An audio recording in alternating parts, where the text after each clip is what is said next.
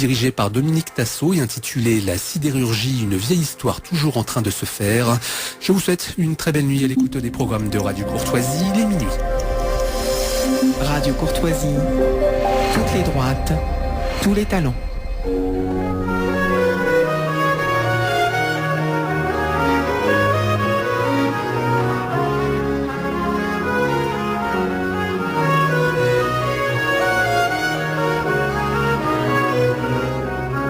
Donc, vous êtes sur Radio Courtoisie et vous écoutez le journal dominical Lumière de l'Espérance, dirigé aujourd'hui par Dominique Tassot. Alors, le thème de cette émission sera, je crois, un peu inhabituel par rapport au thème de Lumière de l'Espérance. Il s'agit de la sidérurgie, une vieille histoire toujours en train de se faire, avec 3 invités autour de la table. Jean-Louis Montagu, aciériste, président de l'Association des actionnaires salariés d'ArcelorMittal.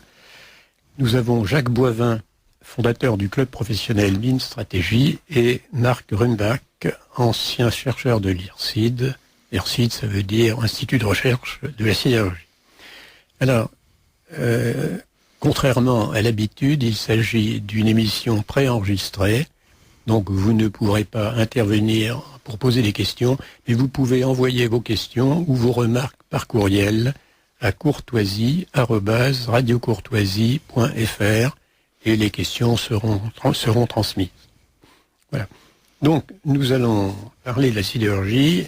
Alors, évidemment, on va commencer par une histoire de la sidérurgie. On montrera par la suite, évidemment, l'importance que ça peut avoir. Et on verra les perspectives, en particulier les perspectives pour la France, qui est un pays qui a joué un rôle majeur dans l'histoire de la sidérurgie, mais qui n'a peut-être pas dit son dernier mot. Donc, avant d'entamer sur l'histoire, peut-être que chacun des invités peut rapidement se présenter. Oui, merci M. Tassot. Donc, Jean-Louis Montagu, je commence. J'ai eu une carrière très variée puisque j'ai fait à peu près tous les métiers pendant 30 ans. Et j'ai terminé par, c'est-à-dire aciériste, lamineur. Oui, mais tous les métiers dans le cas de la sidérurgie. Oui, bien sûr. Oui, excusez-moi. Oui, dans le cadre, ça allait de soi pour moi. Donc lamineur à chaud, lamineur à froid, produit, forge. J'ai fait tout ça pendant 15 ans et j'ai continué par la stratégie chez Francis Maire. Donc ça a été un grand apprentissage pour moi auprès d'un grand patron. J'ai continué au ministère de l'Industrie et j'ai terminé il n'y a pas très longtemps. Donc j'ai repris une association et je voudrais avoir juste une petite pensée pour, en passant tout à l'heure au métro Ranelagh, je ne savais pas où c'était, pas loin d'Aix-Mons, et c'est là qu'un soir ils ont retrouvé mon prédécesseur sous le métro, enfin bon, donc il s'était suicidé. Donc j'ai dû prendre sa suite et en 2017. Voilà, c'est fait. Je lui rends un petit hommage. Prédécesseur à l'association. À l'association des actionnaires salariés, c'est Daniel Bury, pour ne pas le citer. Voilà. Bon, ça m'a fait une petite émotion en passant. Oui, effectivement. Jacques Boivin. Bon, alors, moi j'ai un parcours assez différent. J'ai fait à l'école des mines l'option mine métallique et préparation des minerais. Et ensuite, je me suis dirigé vers la chimie et chez Ron Poulenc. Et pendant 8 ans, j'ai appris mon métier, j'ai commencé un petit peu de recherche, pas mal de gestion. Et puis, ensuite, j'ai changé complètement d'orientation parce que j'avais des problèmes avec mon patron qui n'avait pas les mêmes conceptions, moi, disons. C'est des choses qui arrivent. C'est des choses qui arrivent.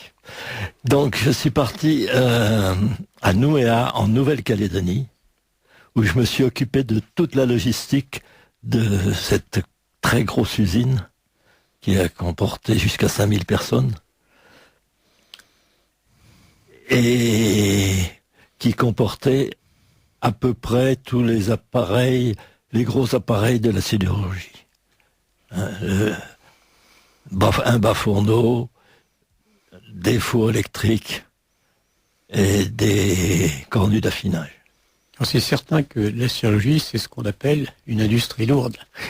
Tout à fait. Et c'est bien sûr que pour le... je veux dire que... je voudrais que nos auditeurs, au sortir de ces émissions, justement, aient conscience du fait que ça représente quelque chose qui pèse même dans la vie nationale. Il y a des intérêts gigantesques derrière les questions d'acier. Et d'ailleurs, dans l'historique, nous verrons que ça a toujours été vrai et ça l'est encore. Et alors là, je m'adresse maintenant à Marc Grimbach, ingénieur civil des mines. Je suis entré dans la recherche à l'IRSID en 1960 et malheureusement ou heureusement, j'y suis resté plus de 30 ans, ce qui est assez rare dans la recherche. Évidemment, j'ai évolué de petit chef de service à chef de département, adjoint au directeur, mais j'ai quand même été presque tout le temps au contact des propriétés des aciers. Donc je suis un spécialiste des propriétés des aciers.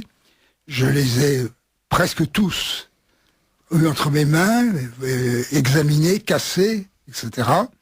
Et donc, devenu spécialiste, j'ai été évidemment pas mal consulté pour l'évolution des produits et des procédés. Et enfin, j'ai passé, après ma retraite, 7 ans comme expert à la CK à Bruxelles. Et je crois pouvoir dire, sans vouloir vous flatter, que non seulement vous étiez chercheur, mais vous avez été trouveur. Vous savez, connaissez la formule des chercheurs, on en trouve. Je précise pour contrer un peu la fausse modestie de M. Grimbach que c'est un des plus anciens chercheurs en continu de toute sa carrière que nous ayons pu inviter. J'en suis très content. Voilà. Et donc maintenant, nous allons attaquer le vif de notre sujet, qui est la sidérurgie, et en particulier la sidérurgie française. Donc Jean-Louis Montaigu, à vous. Merci, M. Tassot. Alors, je précise tout de suite que je ne vais pas rentrer dans les détails techniques. Je vais faire une suite de dates clés et simplement parler des événements, mais très rapidement, parce qu'il me faut parcourir 3000 ans en 15 minutes. C'est un peu une forme d'exploit. Mais je vais le faire.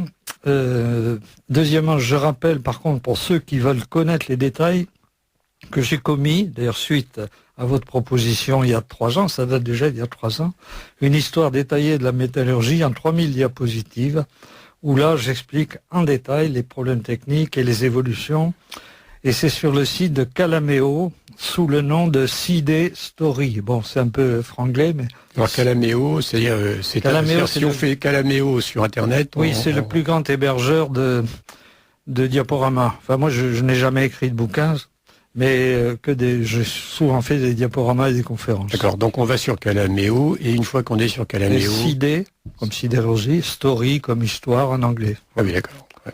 Et on tombe sur... Alors, c'est en 4 épisodes, mais il y a effectivement 3000 diapos. J'ai regardé, à 5 secondes par diapo, il faut 4 heures quand même. Voilà, donc un travail important qui, je suis sûr, pourra passionner un certain nombre de nos auditeurs. On démarre ? Oui, voilà. Bien sûr. Alors on y va.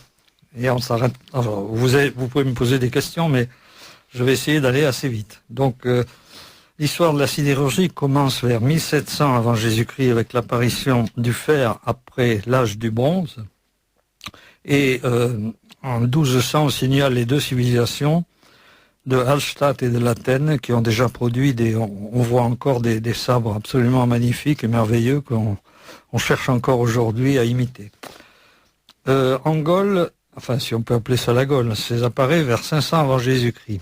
Pendant ce temps, en Chine, la Chine avait quand même une certaine avance, elle a découvert la fonte en 200 avant Jésus-Christ. Nous, en Europe, on utilisait les bas-foyers, et on produisait une espèce de loupe de fer, pleine d'impuretés, mais pendant des siècles, c'est comme ça que ça a marché.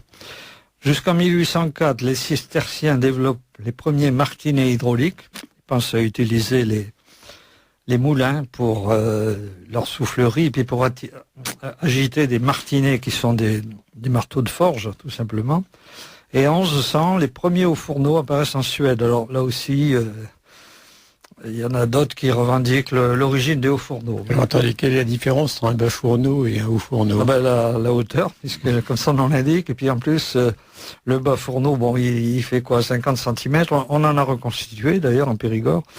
Le haut fourneau, il fait facilement il commence à 6-8 mètres de haut. Et on le trouve encore en Afrique. Hein. Et on enfourne et on souffle. À l'époque, on soufflait à la main. Puis après, il y a eu les soufflets hydrauliques animés par les moulins. Voilà. Après, jusqu'au XVIIe siècle, bon, il n'y a pas eu, je passe sur la guerre de Cent Ans, les guerres de religion, etc., qui n'ont pas amené l'évolution fantastique.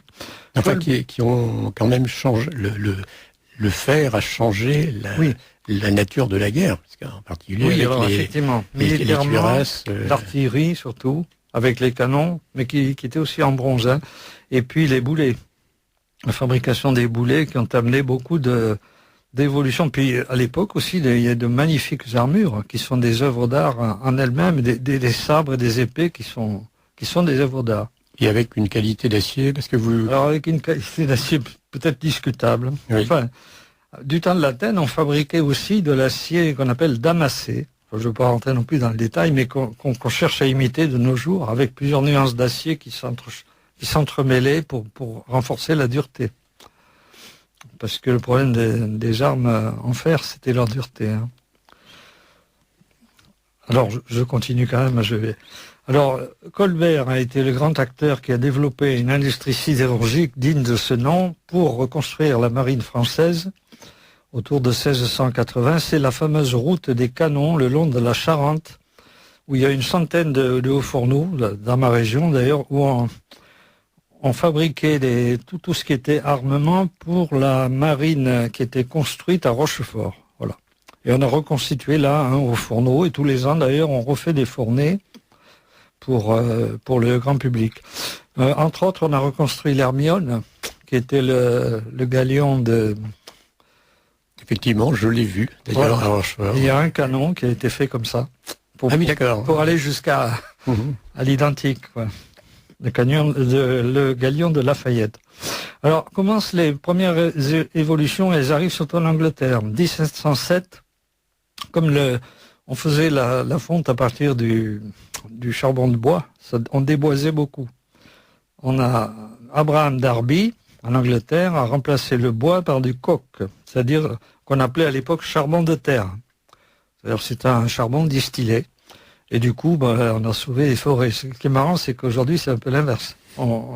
Ils prenaient une énergie fossile, et aujourd'hui, on a tendance à réintroduire des énergies renouvelables. On aurait tendance à reprendre du bois, par exemple. Oui, remarquez, l'électrométallurgie, que je connais un peu au Brésil, fonctionne au charbon de bois, mais il y avait l'obligation pour les industriels de financer la plantation à proportion du charbon de bois qui était acheté, quoi. Donc et ça fait très longtemps. Donc ce réflexe de vouloir pérenniser les choses n'est pas du tout une invention moderne. Des eucalyptus, je crois. Oui, c'est des eucalyptus. Alors évidemment, c'est pas forcément l'espèce végétale la plus intéressante pour le sol en particulier. Oui, et la biodiversité, paraît-il. Enfin, il y a eu des reportages là-dessus. Bon, je vais passer maintenant sur 3 ou 4 révolutions techniques, parce que ça a été la grande époque. Hein. Donc, en 1784, Cort, toujours en anglais, améliore la qualité du fer en introduisant le pudelage. Alors, le pudelage, c'est un malaxage d'une pâte qui comprend des scories, etc., à la main. C'est-à-dire c'était très dur et c'était un exercice sportif. Enfin, à l'époque, il avait fait un grand progrès. La Révolution française est plutôt une stagnation, un trou technologique, parce la France a perdu 50 ans sur l'Angleterre, qui était déjà en avance. Je signale que la première coulée au coke en France est apparue 80 ans après la découverte de Darby. Donc, oui, ça fait un retard. 1707 pour Darby, 1787 en France. À l'époque, les techniques ne diffusaient pas si rapidement que ça, sauf par les réseaux cisterciens, par exemple. Oui, puis quand on parle de révolution industrielle, finalement, toute production industrielle, quelque part, repose sur du fer. Je pense qu'il n'y a pas d'usine où il n'y a pas d'usine sans machine. Et les machines en bois, ça... La machine à vapeur exige d'avoir des réservoirs, en acier. Les Grecs n'ont pas pu avoir la machine à vapeur. On va y arriver, on est encore en 1700. Alors, je vous signale, la grande invention de 1795, c'est Appert, un confiseur, qui a inventé la boîte de conserve. Et il est toujours là. On en a toujours. Avec l'étamage. Alors, on passe quand même... En 1850, c'est le pilon et la coulée continue, donc le fameux pilon du Creusot. Et en 1855 apparaît le procédé Bessemer. Bessemer, c'est le soufflage par le fond d'une cuve où on a mis de la fonte et où le principe, là, c'était de dire que la chaleur pour la combustion du silicium, du phosphore, etc., était suffisante pour monter le bain à la température nécessaire. Et plus besoin de charbon. Enfin, au niveau aciérie, on partait de fonte quand même. Après, il y a les préchauffeurs, on préchauffait l'air. Ensuite arrive, surtout en France, à Cireuil, en Charente, je conseille la visite, Émile Martin, un polytechnicien, qui produit de l'acier liquide à partir de fonte et de ferraille, sur un procédé très, très lent, mais qui conduit à des équilibres chimiques. Et ce procédé a dominé le monde pendant un siècle environ. Parce que Bessemer, après, petit à petit, a baissé. Arrive la guerre de 70, annexion de l'Alsace et la Lorraine, vous le savez tous. Et les Allemands ont finalement découvert les richesses du minerai lorrain qu'on exploitait assez peu à l'époque. Au moins, on leur doit au moins ça. Les Français payèrent leur réparation de guerre, ce qui n'a pas été le cas dans les guerres suivantes. Oui, ça c'est une chose que j'ai noté on permet de créer Krupp et Thyssen, qui étaient deux petits négociants au départ, qui sont devenus des sociétés mondiales. C'est les Français qui ont financé le départ de la grande sidérurgie allemande, et inversement, il n'y a pas eu, après la guerre de 14, les réparations non, ça a été en sens inverse. Soigneusement évité pour des raisons. Il y a eu après la guerre de 40 quand même. Oui, mais ça, on peut en discuter. Là aussi, j'en parle d'ailleurs dans le diaporama. Alors, en 1877 apparaît une nouveauté, le procédé de Thomas. Thomas Gilchrist, et toujours des Anglais, qui a compris que dans le creuset du Bessemer, c'était un réfractaire acide. Il a changé en un réfractaire basique. Alors je passe aussi sur les défauts, qui a permis de déphosphorer. C'est-à-dire que le phosphore combiné à de la chaux permettait de traiter les fontes phosphoreuses. C'était un pas gigantesque pour la Lorraine. Parce qu'avant, on ne pouvait pas. On continue en 1899. Héroult, encore un Français, invente le four électrique. Alors le four à arc électrique, il part de ferraille. Aujourd'hui, il faut se souvenir, il a été inventé au départ pour l'aluminium, qu'il n'en a pas voulu. Péchinet l'a rejeté. Et il est revenu après, avec Sainte-Claire de Ville, mais à l'époque, il a créé ça. Et aujourd'hui, 40% de la production mondiale d'acier, ce sont des fours électriques. Par un arc électrique entre des électrodes de graphite et le bain qui est généré à partir de ferraille. 40%, ça fait quand même une certaine quantité. C'est énorme. Ça fait 800 millions de tonnes. Je ne sais pas s'il touche toujours des royalties pour ça. Enfin, il est... Bon, entre deux, disons, on passe en 1913. Enfin, il y a eu des découvertes entre deux, mais je ne les énumère pas, elles sont dans le diaporama. Un certain Anglais, Brierley, invente l'acier inoxydable. C'est-à-dire l'acier au chrome d'abord, puis nickel-chrome ensuite, en 1913. À la veille de la Première Guerre mondiale, on était mondialement à 100 millions de tonnes. C'est pas beaucoup, avec les États-Unis qui étaient la moitié, 45 millions de tonnes, et la France était à 5. La guerre de 14-18 stimule la production d'armes. Et en 1921, après-guerre, Perrin, polytechnicien, développe un acier spécial de blindage, l'Ugi Perval. Ugine, Perrin, Val, je ne sais plus ce que ça veut dire. Oui, il n'y a pas encore Valour avec quelle... Enfin bon, toujours est-il que c'est un acier de blindage innovant que les Allemands après chercheront, parce qu'ils ont tout axé sur leur attaque de 1940, c'était sur des blindés, mais on avait, nous, un alliage qui était bien supérieur au leur. Advienne que pourra. Donc, crise de 1929, réduction de la production mondiale de 120 à 50 millions de tonnes. 1938, la recherche s'identifie, la Seconde Guerre mondiale. Bon, alors là, il y a toute une thèse qui a été faite par Françoise Berger, à qui je rends hommage d'ailleurs ici, on aurait pu inviter, qui explique bien ce qui s'est passé. Parce qu'effectivement, les patrons qu'on a pu accuser de tout, mais les usines sidérurgiques, malgré la zone occupée, étaient fondamentales pour produire de l'acier pour la guerre. Donc, les patrons étaient partagés entre sauver l'emploi ou voir dynamiter leur usine. Et souvent, effectivement, ils ont été amenés à travailler pour l'ennemi, comme on dit. Ce n'est pas le propre à la sidérurgie. Hein. Ce problème s'est posé enfin, au moins, un peu partout. Pendant cette époque, il faut quand même tenir compte des circonstances avant de condamner, ce qui est beaucoup plus facile aujourd'hui. Alors, on distingue 4 polytechniciens qui ont eu un comportement héroïque. Aron, je les cite, mais j'explique leur action toujours dans ce diaporama. Aubrun, Borgeot et Perrin. Perrin, donc, dont on vient de parler. Et qui ont protégé, au risque de leur vie, ce brevet de Lugiperval, de l'acier de blindage. Bon, après, c'est les 30 Glorieuses. Alors là, nous on commence à arriver, enfin, on est né à peu près à cette époque, hein, après la guerre. Et ça débute par le plan Marshall en 1946. Et le plan Marshall est donné sous condition qu'il y ait une concentration des récipiendaires, de ceux qui devaient recevoir l'aide. C'est pour ça qu'on a créé ces groupes Union Sidérurgique du Nord, USINOR, et Sacilor, Société des aciéries de Lorraine. Ces 2 groupes, après, vont progresser au fil de l'évolution des marchés. C'est-à-dire qu'avant, il y avait des petites usines un peu partout. Comment ? Avant, il y avait des petits... Oh, il y avait des centaines de hauts fourneaux. Où tout le monde faisait sa petite cuisine. J'allais dire, ça ressemble presque aux fourneaux de Mao dans les villages, quand même, presque. Enfin, on n'était pas là, mais c'était très dispersé.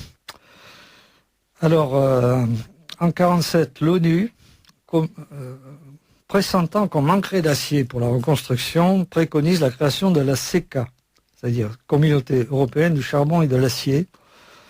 Et elle va être créée en 1952 à l'initiative de Monnet et Schuman, bien sûr.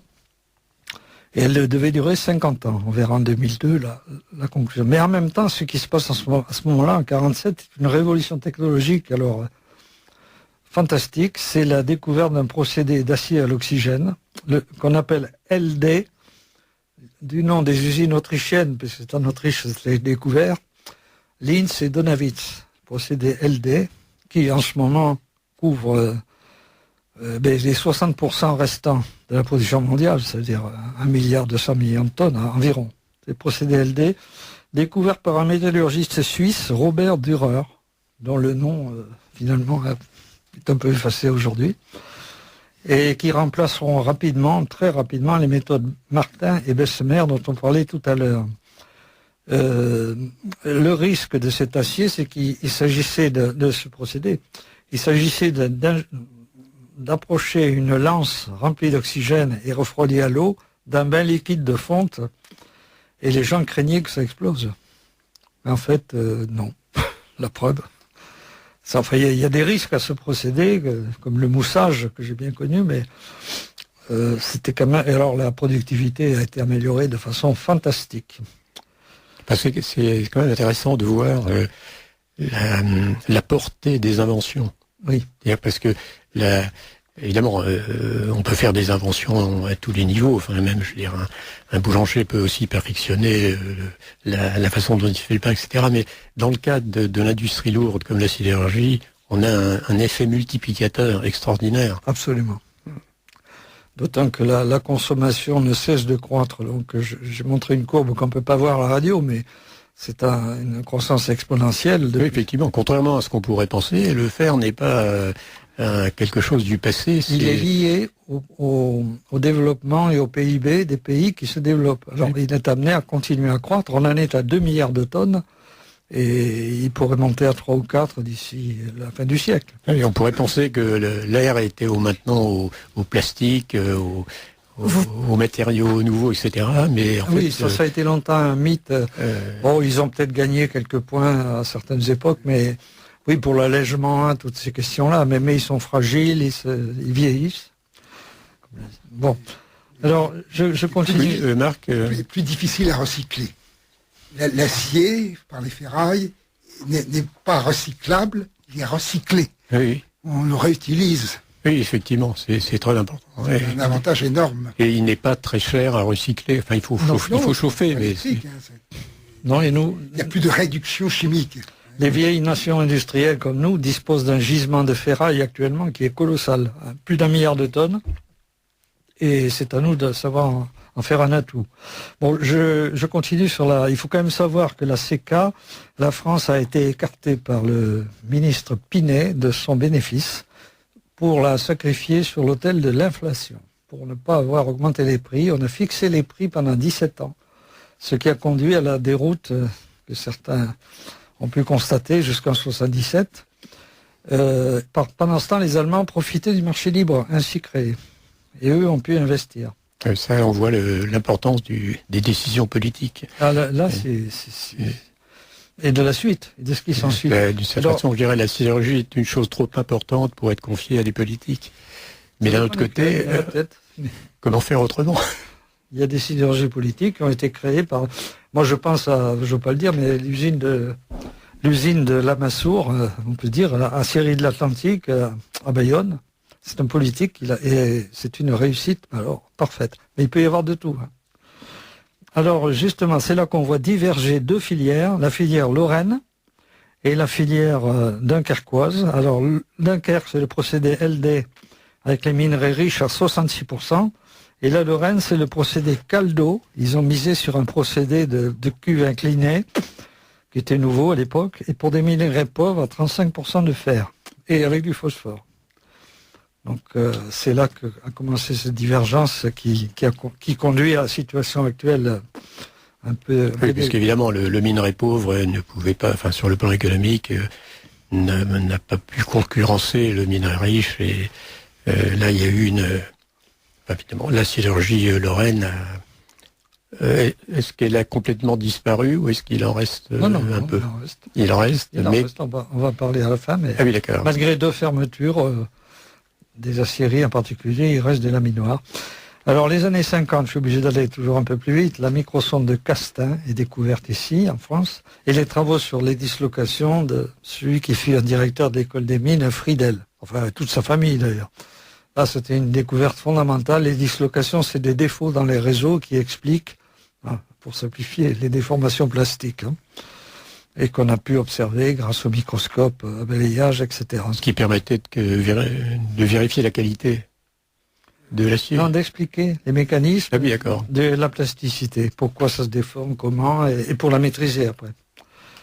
Et on s'est aperçu que c'était uniquement dû à des défauts dans les réseaux. Parce que les réseaux cristallins n'étaient pas parfaits, comme AUI l'avait dit, mais il y avait beaucoup de défauts, et que c'est la répartition de ces défauts, mais je laisserai Marc Gondac en parler. En 67, c'est une bonne année, ça, 67. C'est l'année où nous étions à l'école des mines, je crois. Effectivement. Et nous avions la chance de voir des figures de météorologie comme Fourte, qui a fondé le labo d'Orsay, et Lacombe surtout, dont je suis un disciple personnellement, mondialement reconnu, qui ont contribué à des grands progrès à la métallurgie à l'école des mines. Et à l'époque, je rappelle, dans notre promotion, 25% de la promotion prenait l'option métallurgie. On aimerait que ça continue ou que ça revienne. Bon, les événements de 68 n'ont pas eu d'impact.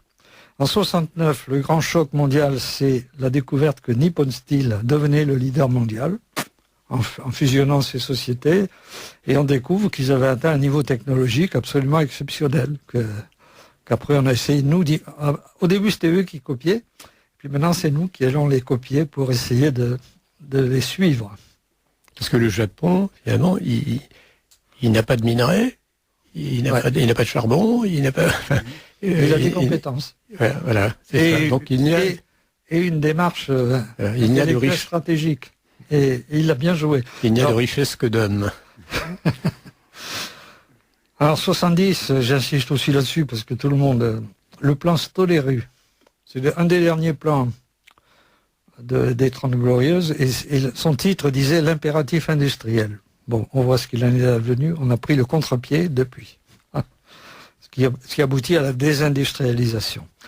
En 73, Solac et Usinor, enfin surtout Solac, sont contraints de construire à Fos-sur-Mer une usine maritime, mais parce que Solac s'y était opposé, puisqu'il misait sur le minerai lorrain, on les a forcés, ils ont été obligés de s'allier avec Usinor, qui était l'ennemi juré, pour quand même construire un projet de cette usine de Fos-sur-Mer de 4 millions de tonnes. Alors, Fos-sur-Mer, donc, qui est en Méditerranée, et quel était l'intérêt géopolitique de mettre une usine en Méditerranée? C'était pour suivre la demande qui a augmenté sans cesse encore, jusqu'à 73 où malheureusement le choc pétrolier a fait baisser. Mais la tendance était... Et tous les pays autour de l'Atlantique et de la Méditerranée construisaient des usines géantes. Il y en a une aux Pays-Bas, il y en a une... il y avait en Italie, Gênes. Voilà, surtout en Italie, Tarente. Oui, Gênes. Et Tarente a été construit en même temps. Donc l'idée, c'était de suivre le mouvement et de construire des super-usines. Mais Solac, il a fallu les forcer pratiquement. Et juste, quand elle a été construite, qu'est-ce qui arrive? Le premier choc pétrolier. Et là, les consommations commencent à descendre. Bon, après, ça s'est repris. Mais ça tombait vraiment mal. On a failli l'arrêter après l'avoir construite toute neuve. Hein. C'est ce qui a failli arriver, mais finalement, on l'a maintenu. En 74, dernière année, pourtant après le choc pétrolier, la production française atteint un record toute catégorie qu'elle n'a jamais dépassé, 25 millions de tonnes. Jamais égalé. Bon, les investissements qui ont été massifs à cette époque commencent à cesser. Commencent les premiers plans de restructuration. Alors le fameux plan d'Avignon en 77, qui entraîne de nombreuses fermetures et des milliers de suppressions d'emplois. En 81, vu la situation financière, vous savez tous que... Alors là, j'interromps parce que la production atteint 25 millions de tonnes, oui. Et puis après, elle baisse. Oui. Et finalement, pourquoi? Puisque la population mondiale, la demande mondiale n'a pas... Ah oui, mais c'est pas mondial. Le choc pétrolier était passé. Mais l'Europe a subi un contre-coup, sans doute exagéré, puisqu'elle s'est reprise après. Mais la consommation a subitement baissé pendant 3 ou 4 ans, oui. Du fait du coût de l'énergie, hein, ça. Et donc 3 ou 4 ans, ça suffit évidemment pour mettre à zéro les trésoreries. Oui, et obliger à prendre des... Bon, sachant que pour la sidérurgie, il y avait des prêts qui avaient été consentis pour compenser l'effet Pinet. Donc il y avait déjà un lourd passif. Hein. Le passif dépassait largement l'actif. Donc ça a conduit à nationaliser, naturellement, j'allais dire. L'État était, du fait des prêts dans les capitaux, il était déjà actionnaire sans le savoir, quoi. Enfin, c'était remboursable. Oui, bien sûr. Donc il était contraint d'intervenir. Donc la sidérurgie française est nationalisée, mais on aurait pu penser à la fusionner, mais non. L'automobile s'y est opposée. Les socialistes ont toujours maintenu deux sociétés, Usinor et Sassilor, qui se bouffaient le nez, on peut le dire, en concurrence. Il fallait des concurrents.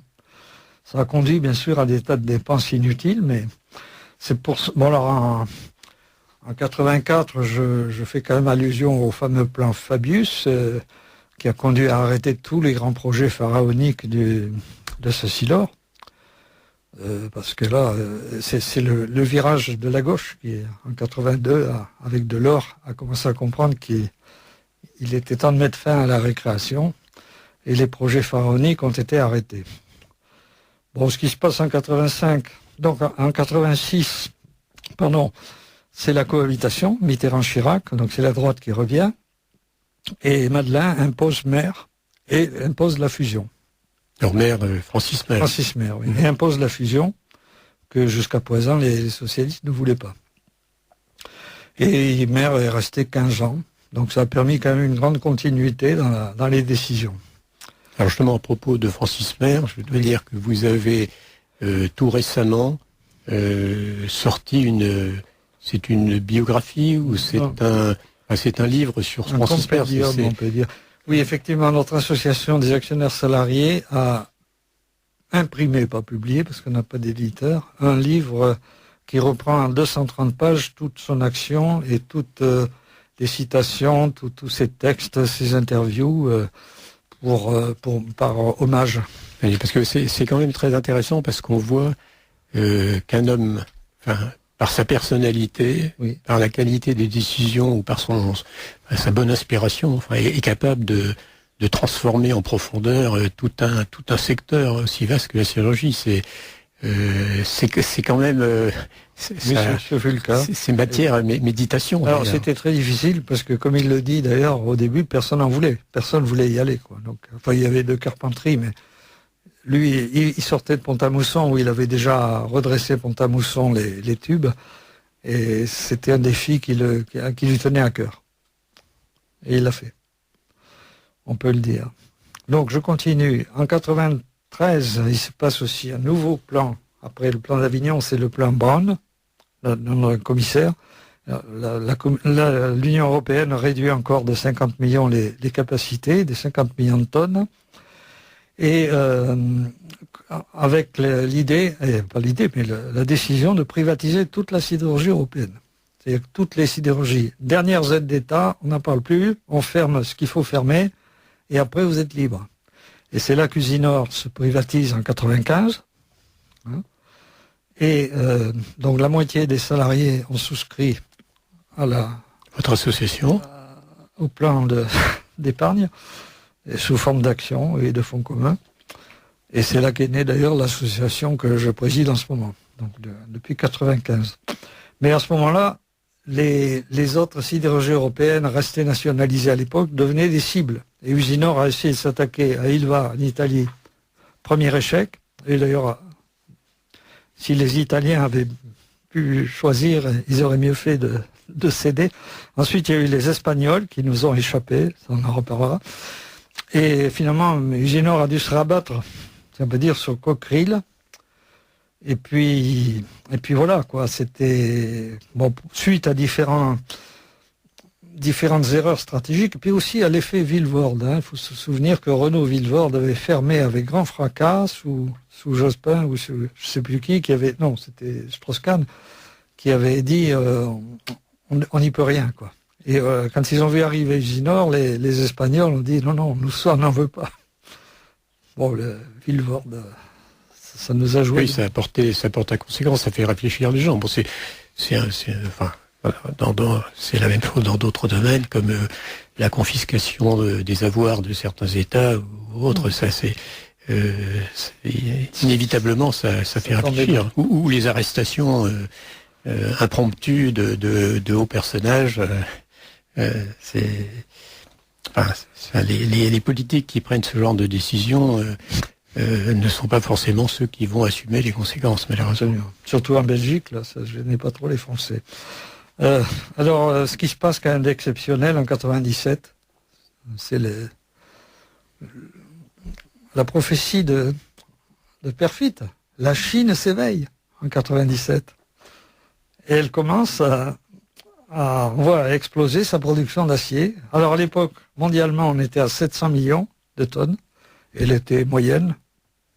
Et puis tout d'un coup, elle commence à se réveiller sa production. Et on va atteindre, comme aujourd'hui, 1,9 milliard de tonnes, dont elle occupe 900 millions de tonnes. Voilà, la moitié à peu près. Voilà, c'était le réveil de la Chine. Alors maintenant, il reste à savoir si... mais Perfit n'est plus là, c'est pour écrire quand la Chine s'endormira, parce que ça pourrait arriver. On n'en est peut-être pas si loin que ça. En 2000, Arcelor est créé par un mariage de raison, disons, entre les sidérurgies Luxembourg, Espagne et France, et qui devient leader mondial pendant 5 ans, dépassant Nippon Steel donc. Et Francis Mer quitte alors son poste, on dit qu'il se sacrifie pour laisser la place à Joseph Kinch, le luxembourgeois, et Guy Delay. Alors, j'ai une petite question, parce que la France est une grande puissance, mais n'est pas un pays majeur sur le plan de sa population, etc.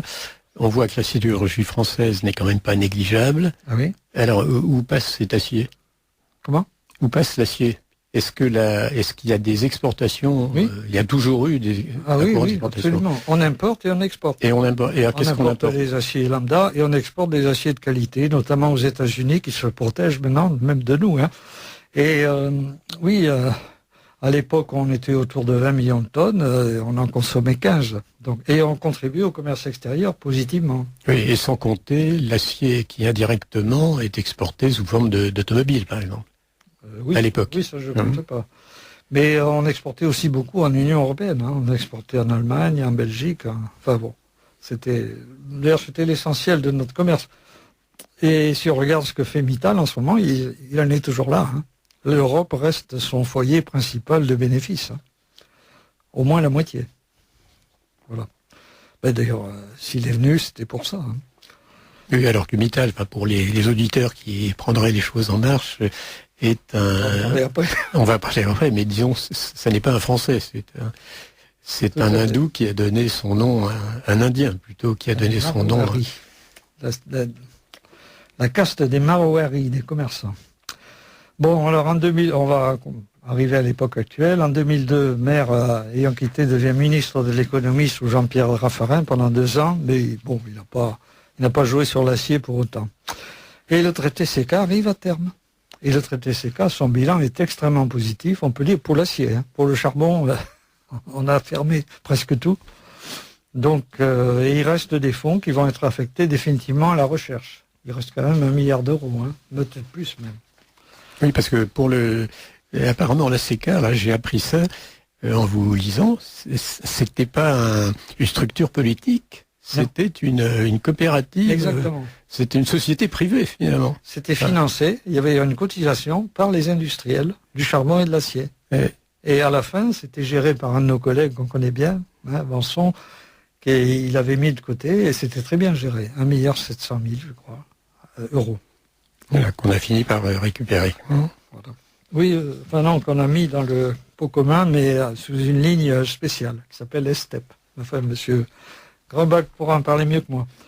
Bon, qu'est-ce qui se passe alors en 2004?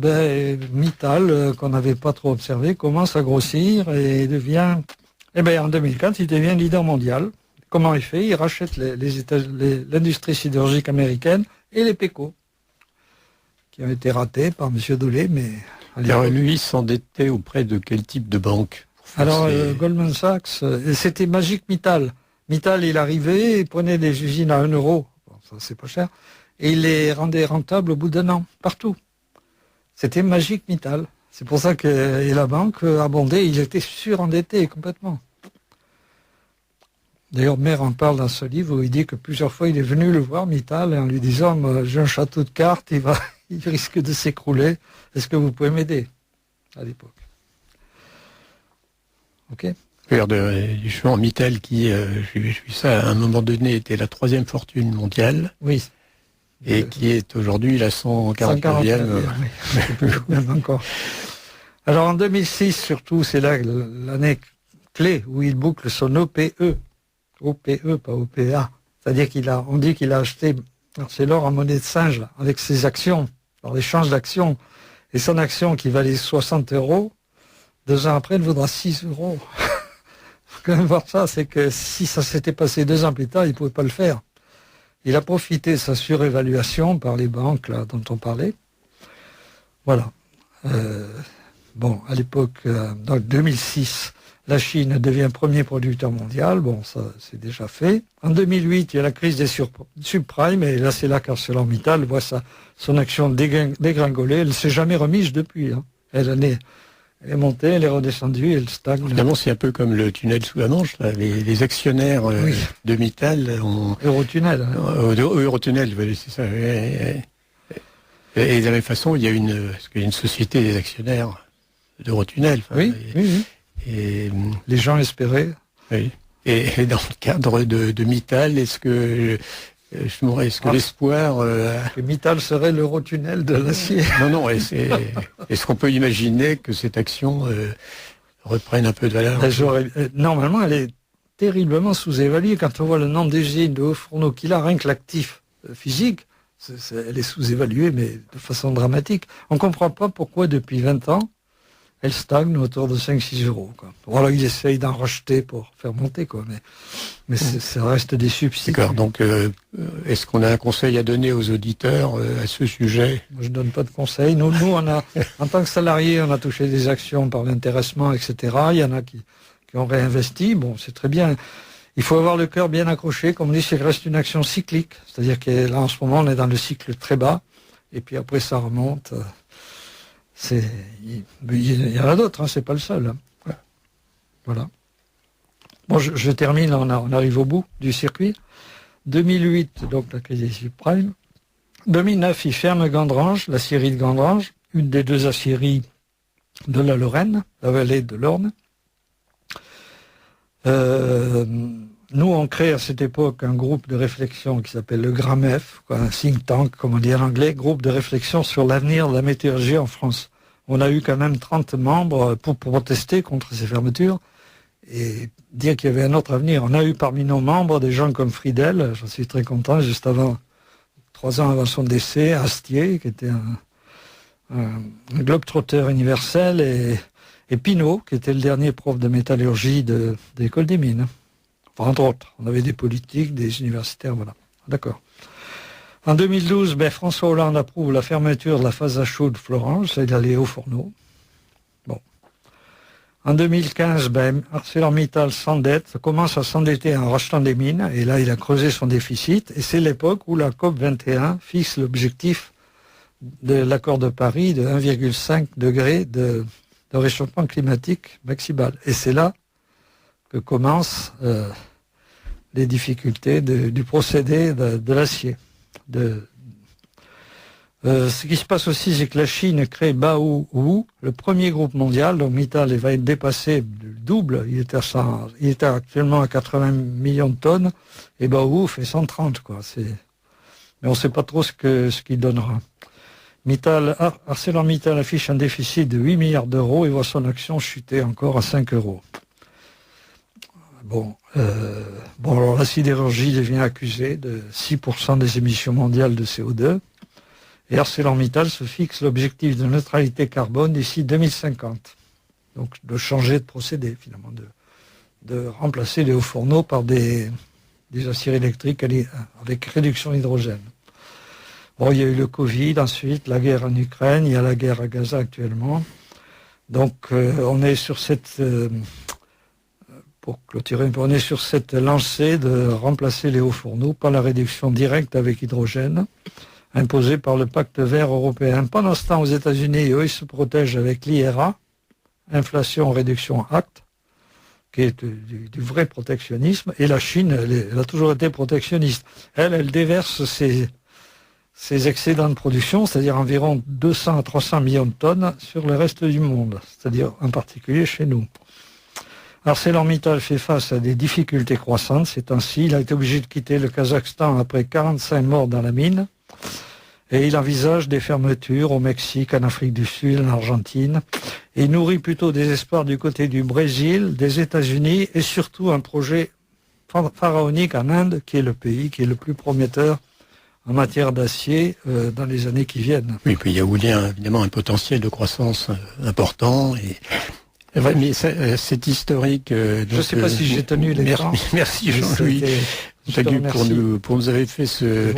Parce que ça, c'est quand même par le déroulement de l'histoire qu'on peut rentrer dans une activité aussi, je pense, importante pour l'humanité, qu'est la sidérurgie, le rôle que le fer a joué et continue à jouer, et aussi, je dirais, le rôle que le feu à jouer. Il y a quelque chose de fascinant dans les métiers qui travaillent autour du feu. Ça, c'est quelque chose que je pense que les gens qui ont travaillé, et j'en fais partie, ne peuvent pas oublier ce côté. C'est un petit peu comme la cheminée dans une maison, de voir des flammes, la chaleur, etc. Ce sont presque une dimension incontournable de la vie de l'humanité.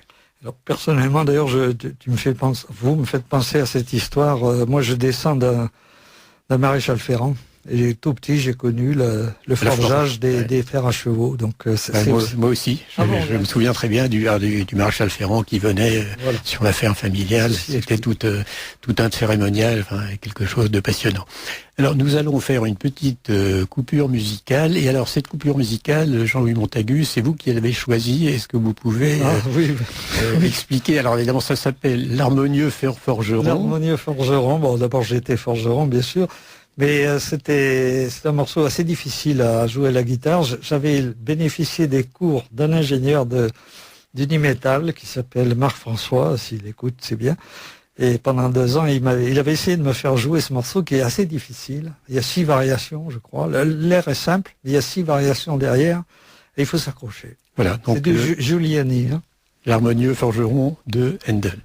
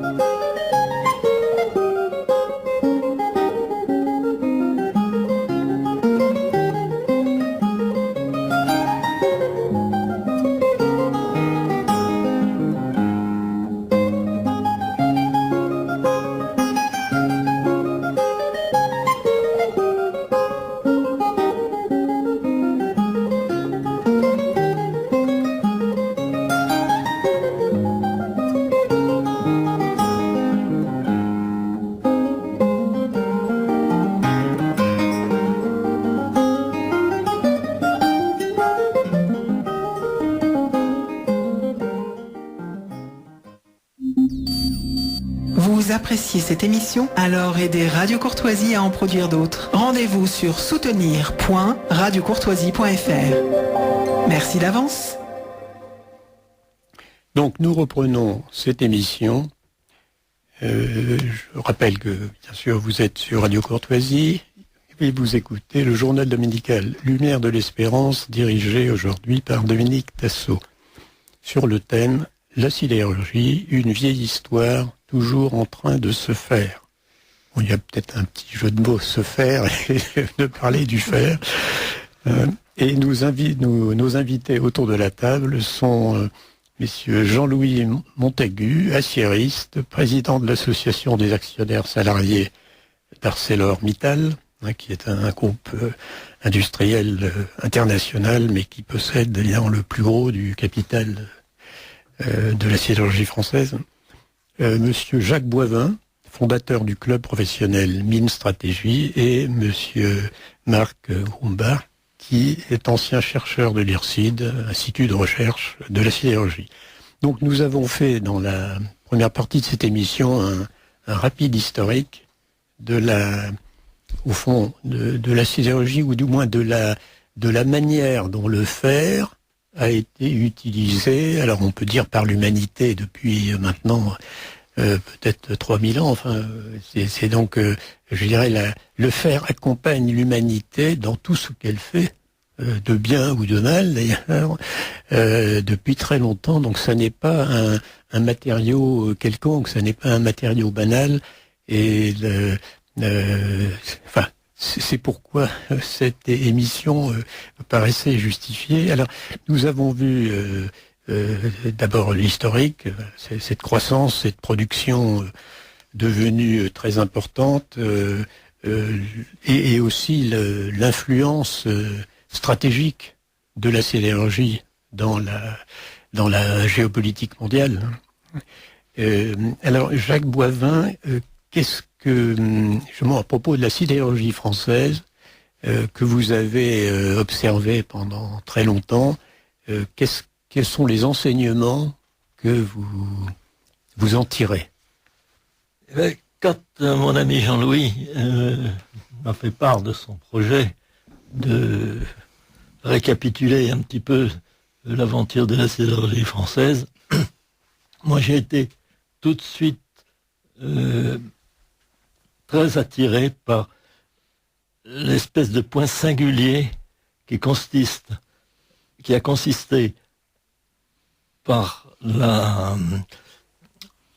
réunion de la réunion d'Usinor et de Sassilor sous l'égide de Francis Maire, et puis la suite.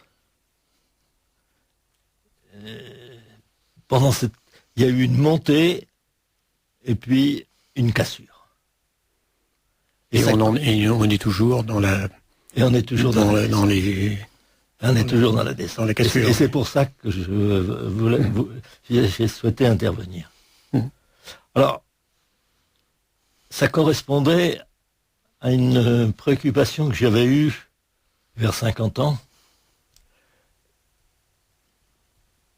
en me disant, on vit dans un monde de plus en plus incertain, les choses bougent de plus en plus. Et moi, ingénieur, rationnel, je ne sais pas raisonner. Quand tout bouge, je ne sais pas. Oui, on perd ses repères. J'ai perdu mes repères. Ou on n'a plus de repères. On n'a plus de repères. Alors que faire? Que faire? Alors je me suis posé la question. Moi, je ne sais pas. Mais est-ce qu'il y a des gens qui savent?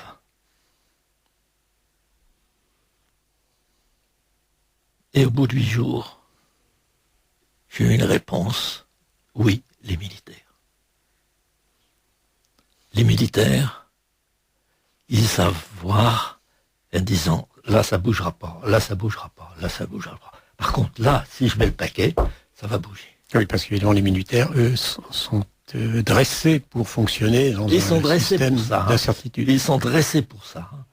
Et alors que l'ingénieur a un avantage avancé frontalement, un front linéaire, le militaire, lui, il cherche la faille et il exploite. Ça n'a rien à voir.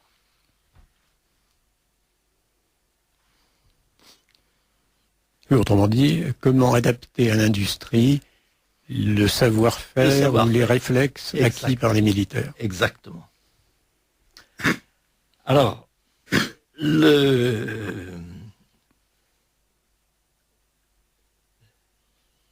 certains militaires font remarquer qu'ils distinguent fondamentalement la gestion et la stratégie. La gestion, c'est d'optimiser un existant.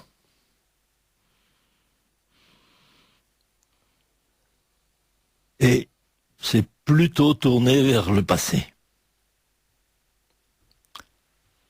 Le stratège, lui, il va se fixer un objectif qu'il pense raisonnable et il va mettre tout en œuvre pour l'obtenir.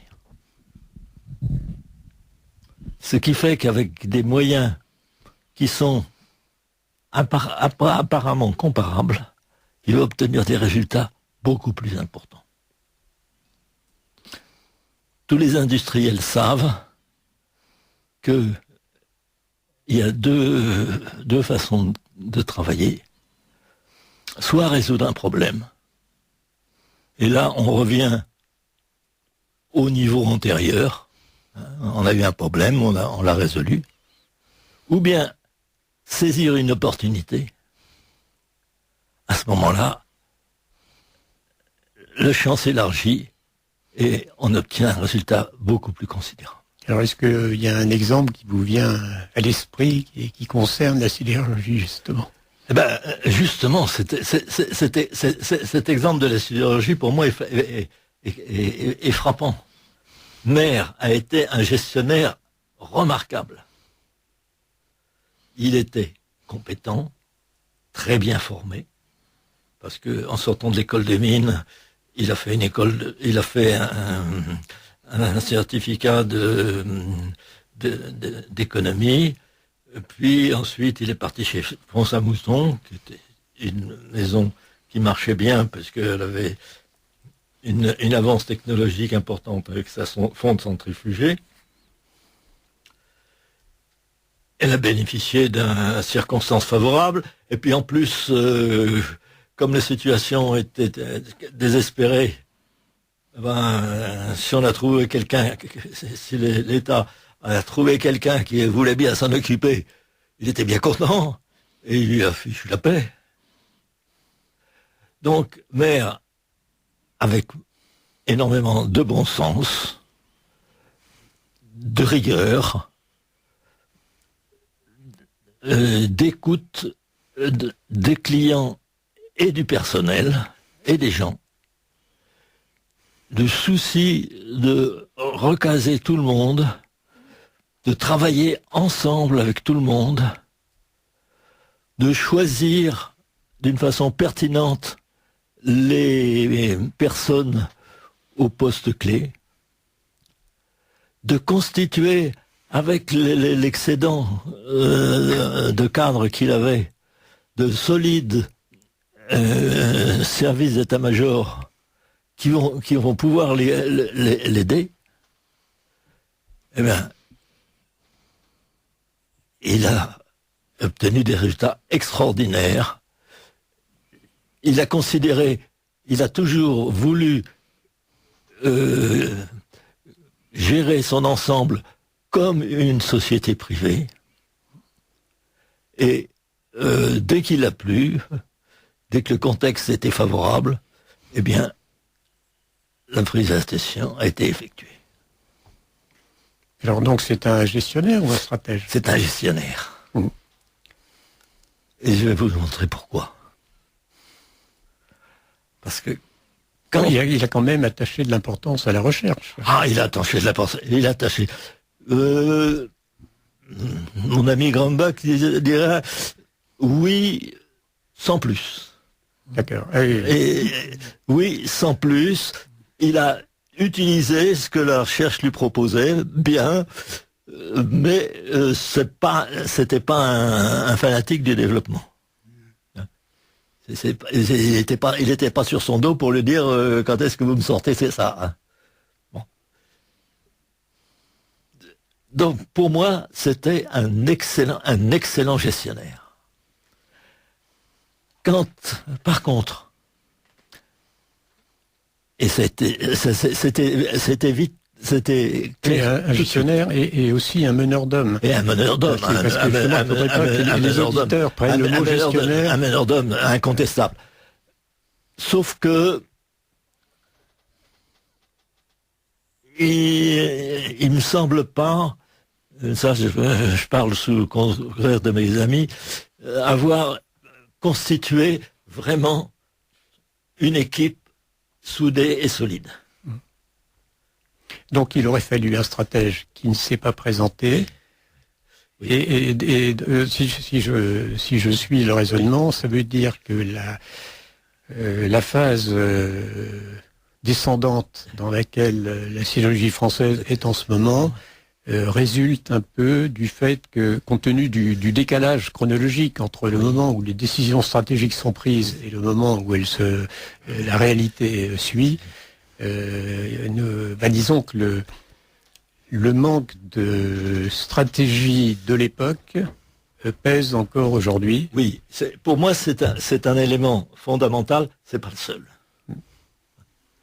L'élément fondamental, c'est que à partir du moment où vous avez non plus des gens qui vous sont donnés, le contexte d'Usinor Sassilor, c'était un ensemble donné. À partir du moment où vous avez affaire à des gens qui sont autonomes. Oui, on ne les dirige pas de la même façon. On ne les dirige pas de la même façon. Et l'essentiel, c'est de toujours garder sa liberté d'action. Il a approché, avec l'accord de ces personnes, de ce état-major, la société Acer-Alia, et il a été clair très vite que l'affaire se ferait pas. Oui. Alors là, bon, on peut pas rentrer dans les détails des rachats de sociétés, etc. Oui. Ce que je note, c'est que parce que la liberté d'action qu'il n'existait, alors qui n'était pas entière à l'époque, puisque l'État était un actionnaire influent, oui, et avec évidemment forcément le mot des politiques qui n'étaient pas forcément des gens comprenant la réalité industrielle. Oui. Mais aujourd'hui, c'est Mittal, qui est un acteur libre, oui, qui est complètement privatisé, qui est international, oui, qui a une stratégie. Oui. Mittal a une stratégie, oui. Mais seulement il n'a pas sa rigueur. Il ne vaut pas. Il est loin de valoir mer. Mittal, c'est un homme qui court après tous les lièvres. Oui, mais alors Mittal, c'est une personne qui dirige un empire immense. Non. Les gens qui dirigent chaque section de cet empire, eux, pourraient avoir une stratégie. Oui. Oui. Est-ce que ces gens existent? C'est parce qu'il apparaît, parce que il fait des zigzags, il suit des lubies, il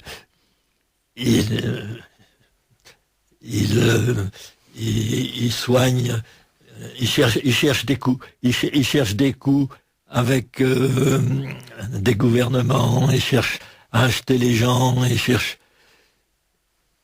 C'est pas comme ça qu'on gère une bonne affaire. Mais est-ce que alors cette fois les politiques pourraient faire quelque chose, ou est-ce que c'est râpé? Eh ben, c'est justement ce qui m'inquiète, c'est que les politiques, ils n'ont plus rien dans les mains, en sens que il y a la sidérurgie, c'est ArcelorMittal. Il n'y a pas d'autres entreprises privées sur lesquelles ils peuvent jouer. Il n'y a pas de recherche privée, même étatique. La recherche est contrôlée par ArcelorMittal.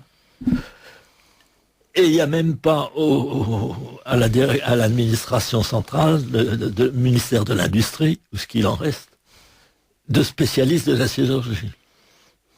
Alors est-ce qu'on est un peu dans le... Donc on voit pas comment... Moi, je vois pas bien comment reprendre la main. Parce que est-ce qu'on est dans le cas de figure, par exemple, du nucléaire, où on s'est aperçu l'année dernière, ou il y a 2 ans, que la EDF, qui avait dans l'esprit des gens une notoriété de fabricant de centrales nucléaires, de niveau international, etc., et EDF a dû admettre qu'il n'était pas capable aujourd'hui de construire une centrale nucléaire et qu'il fallait faire appel au savoir-faire étranger, et en particulier chinois. Alors, est-ce que c'est la même chose dans le cas? Je pense pas, parce que l'EDF, c'est quand même des gens sérieux, c'est des gens fiables. Et quand on leur dit ça va pas, ils le reconnaissent. Je suis désolé, mais j'ai pas la même confiance dans Mittal. Donc là, ça me fait penser un peu au problème de compréhension entre civilisations. C'est-à-dire qu'on a des gens qui même intellectuellement, pas qu'affectivement, mais intellectuellement, ne fonctionnent pas de la même façon. Et c'est évidemment un très grand obstacle au fonctionnement d'un groupe international. Bon, je sais que je connais quelqu'un d'ailleurs qui est intervenu à ce micro il y a 2 ans, Benoît Gandillot, qui travaillait dans un groupe international important, de 50 000 personnes, c'est quand même. Et ils avaient constaté que la moitié, alors ce groupe a grandi par des opérations de rachat à tous azimuts, et ils ont constaté que la moitié de ces agrandissements étaient des échecs. Et Benoît Gandillot a été chargé par le groupe d'expliquer pourquoi c'était des échecs, et la réponse, c'est que c'est des échecs par incompréhension culturelle. En fait, c'est un groupe américain. Le groupe arrivait dans des pays divers avec ses procédures, considérait qu'il fallait que tout le monde applique le modèle et les procédures, et ça n'a pas été, c'était mal reçu, et les échecs viennent de là. Et évidemment, ce ne sont pas des échecs nécessaires, c'est des échecs par erreur, en particulier en négligeant le phénomène culturel. Alors, il y a la dimension culturelle dont nous venons de parler, mais il y a aussi une dimension intellectuelle. Alors là, je me tourne vers Marc Combach. Donc, vous avez toute votre carrière été dans la recherche sur la sidérurgie, et vous avez connu un outil de recherche sidérurgique français qui était un des meilleurs du monde. Ça, je ne peux pas juger, mais enfin, dans les premières années, l'IRSID était un pôle d'attraction où nous avions les étrangers japonais, mais même américains, qui venaient s'instruire chez nous. Et nous avons appris au monde entier, par exemple, de la microfractographie, enfin, un certain nombre de mesures, et puis même un petit peu des méthodes de laminage, les traitements thermomécaniques. On a été des professeurs parce qu'on avait eu une grande liberté de création. Alors là, cette liberté de création, elle venait un peu de la dispersion de la sidérurgie. Le fait qu'il y avait des sociétés un peu concurrentielles qui ne voulaient pas que l'IRSID se mêle de leurs affaires, mais laisser faire. Ce qui fait qu'on a pu créer des innovations. Certaines n'ont pas débouché, l'affinage continu n'a pas débouché, et par contre il y en a d'autres qui ont débouché et qui ont permis à l'IRSID d'être une image prometteuse de la sidérurgie, ce qui d'ailleurs, j'en parlais à propos de l'usage stratégique, un certain nombre de qualités de l'IRSID ont été utilisées pour améliorer les relations avec les Japonais. Si ArcelorMittal a encore maintenant des joint ventures avec Nippon Steel, c'est parce que Nippon Steel avait beaucoup de respect pour l'IRSID. Ah oui, d'accord. Et donc, parce que il y a des choses qu'on oublie, je ne peux pas rentrer dans les détails techniques, les produits sidérurgiques sont très divers, et peu de gens savent que la tôle galvanisée qui est utilisée dans les automobiles du monde entier est née en France. Alors, pas uniquement à l'IRSID, c'était à Usinor, mais avec l'aide de l'IRSID, les premières voitures en tôle galvanisée étaient françaises. Les pays étrangers, les Japonais en particulier, avaient misé sur l'électrozingué. Donc on rentre pas dans le détail, mais la créativité française s'est montrée. Alors il se trouve que à partir de la fin du XXe siècle, le nombre de nouveautés dans la sidérurgie a quand même diminué. Il ne faut pas parler de la fin de l'histoire, mais les procédés à l'oxygène, la coulée continue, le recuit continu, il y a tout un tas de choses qui sont nées au XXe siècle, pas forcément en France, hein, mais ailleurs, qui sont répandues dans le monde entier et qui ont permis, par exemple, aux Chinois de faire une sidérurgie énorme sans avoir fait eux-mêmes beaucoup de recherches. Ils ont pu exploiter tout simplement ce que les fabricants allemands, français ou autres leur offraient, des lignes de recuit, des laminoirs. Tout ça. Oui, il y a une chose intéressante dont vous m'avez parlé, c'est le fait que, en tant que chercheur à l'IRSID, vous aviez une certaine autonomie. C'est-à-dire que vous aviez évidemment des programmes de recherche qui étaient donnés par l'industrie, etc. Et puis vous aviez une fraction importante du temps qui était de recherche libre. Qui pouvait, les recherches choisies par nous-mêmes. Alors ça, est-ce que c'est exceptionnel ou est-ce que exceptionnel, ça me paraît et on n'en a pas abusé. Parce que on a quand même eu la discipline de faire ces recherches sur l'acier. Parce que la tentation qu'il y avait, c'est de se diversifier sur d'autres métaux, sur d'autres sortes de métallurgie. Ou d'autres matériaux, oui. Voilà, on est resté sur l'acier. Alors ceci, ça venait aussi de l'excellent rapport qu'avait eu l'IRSID avec les usines.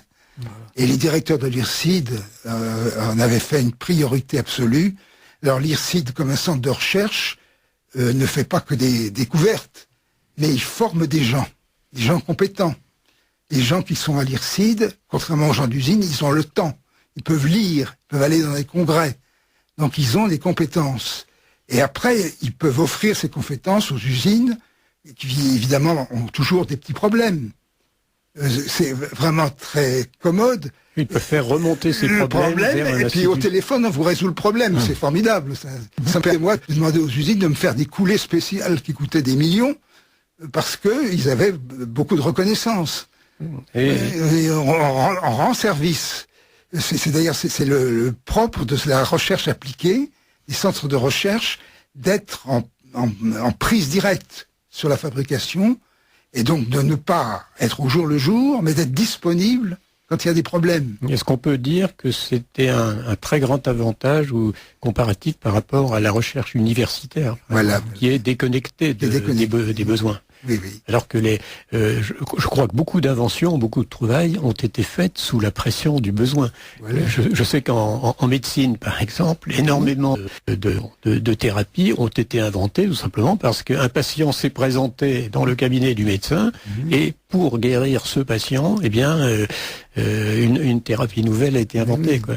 Et donc là, ça, c'est quand même un point. Oui, il y a justement un point qui est important, qui joue à la CK. J'ai passé beaucoup d'années à la CK, et nous avions ce qu'on appellerait maintenant un conflit d'intérêts. Nous étions partis de la sidérurgie et on s'occupait de porter un jugement sur les recherches. Mais l'avantage, c'était quand même que l'on avait à notre disposition les meilleurs experts, c'est-à-dire ceux qui connaissaient de l'intérieur la sidérurgie. Quand on fait appel à des experts extérieurs, qui sont des gens tout à fait renommés, professeurs universitaires ou autres, ils n'ont pas la connaissance de l'industrie. Et donc il faut un petit peu tempérer l'histoire des relations qui sont entre l'expert et l'industrie. Et c'est comme ça d'ailleurs qu'on peut faire des innovations à ce que l'expert sait ce qui est possible dans l'industrie. Parce que le gros problème que l'on rencontre dans cette industrie lourde, c'est que le moindre petit changement de procédé coûte une fortune et il faut refaire l'usine. On a parlé beaucoup du nucléaire. Ce qu'il aurait fallu penser à un moment donné, c'est refaire l'usine du Creusot, qui depuis pendant tout vécu avec des ponts roulants insuffisants pour faire les grosses pièces de forge nécessaires. Donc il aurait fallu, avant l'EPR, refaire une usine du Creusot. Oui, bien sûr, comme fournisseur. Comme fournisseur. Oui, dont on a absolument besoin. Mais alors, disons, la situation est évidemment, il y a énormément d'obstacles un renouveau de la sidérurgie française. En même temps, à vous entendre, le potentiel est toujours là. Alors, parce qu'il y a un potentiel industriel, quand même. Hein, alors, quelle est la production actuelle d'acier? Disons que, on a baissé à cause du Covid, on était tombé à 10, mais en gros, en moyenne, lycée, c'est 15 millions de tonnes en France. Donc, c'est quand même pas négligeable. Avec un des plus gros fourneaux du monde à Dunkerque, 15 mètres de diamètre, le HF4. Et je dirais qu'on a l'électricité la plus décarbonée, et on a un gisement de ferraille colossal, de plusieurs milliards de tonnes. Oui, avec toutes les ferrailles de récupération que l'on peut... Si vous voulez, dans l'usine du futur, il va y avoir une majorité de fours électriques. Alors, beaucoup de ces fours électriques, je crois qu'on dépassera les 50% à l'échelle mondiale en 2050. On est presque à 50% aux États-Unis, en Europe, de l'acier recyclé. Et d'ailleurs, les aciers les plus nobles, ceux qui sont les plus chers, sont faits avec des ferrailles. Il y a quelques exceptions. Et donc, je rappellerai pour les auditeurs que la production d'acier dans le monde, alors qu'il y avait un petit peu ralenti sa croissance entre les années 70 et les années 2000, les 30 piteuses qui suivent les... Aujourd'hui, on a une courbe ascendante extraordinaire. Enfin, qui va quand même tourner un petit peu. C'est un peu un gag. Et quelle est l'utilisation d'acier qui consomme le plus d'acier? C'est la construction. C'est l'usine sidérurgique. Elle est tout en acier. Donc c'est ce qui se passe en Chine. Et la Chine est obligée d'arrêter de construire des usines. Donc la consommation d'acier, elle plafonne tout de suite. C'est pas que ça. Oui, effectivement, non. Et puis, il y a la crise du bâtiment. En Inde, on est le contraire. Ils sont obligés de construire des usines. Juste une petite parenthèse courte, c'est qu'il y a une chose, on ne le sait pas assez, mais l'intelligence artificielle a été initiée, les premières recherches et les premiers succès par la modélisation du haut fourneau, par le procédé SACHEM, système automatique de conduite. Et Francis Mer en était très fier.